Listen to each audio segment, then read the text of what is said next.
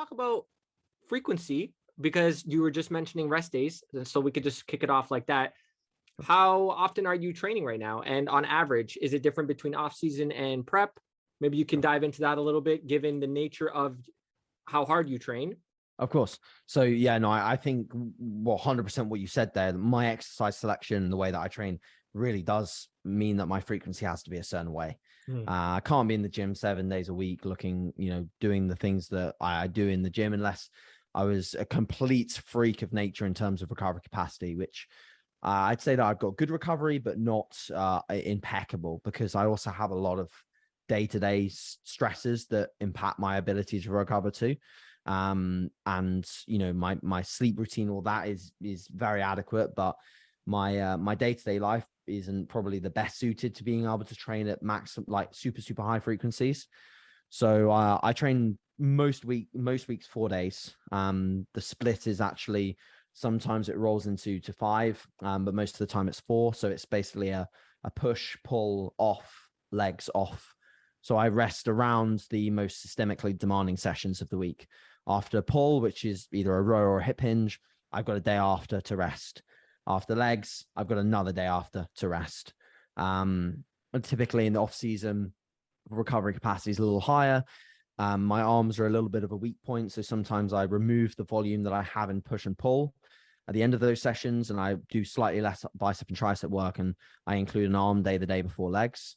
And that's only in weeks where I feel like, from an auto-regulated standpoint, I can go in and do that arm session. I'm not feeling too mentally drained.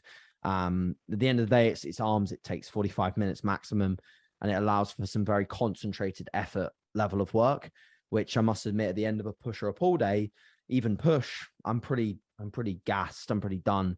And even when I do take the time to focus on the quality of the arm work, inevitably the quality is always better when I'm going in and it's the first thing I'm thinking about. So that's pretty much the split that, I must admit, I've been running that for a long time. I've dabbled in others. I've always thought, he trains at this frequency and he's massive, so I'm going to try it, kind of thing, and it's just like, why am I even doing this? Like, I always revert back to kind of what works for me, what works for my body. The main thing for me with this split that's important is every time I go into the gym, I feel like I can crush it.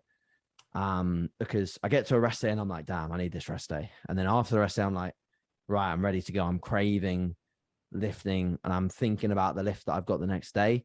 Whereas when sessions just roll one after the other, and I've got the workload that I've got, I can barely even think about what I'm training on the day. So I have no mental preparation, nothing going on up here that's making me think, right, I've got this on the cards today. I'm just thinking, right, it's another training session. Let's just get through this, which is just the wrong mindset for me to be in, especially in the off season when strength levels are creeping up. So you mentioned why you do this, right? But when you go into a training session, is that what drives you? The titles, the competing, is that what drives you to train and train hard? Like we're talking high intensity of effort, like really high intensity of effort. From when I see clips, I'm like, this guy is doing like some Dorian Yates type training, right? So, which we're going to dive into.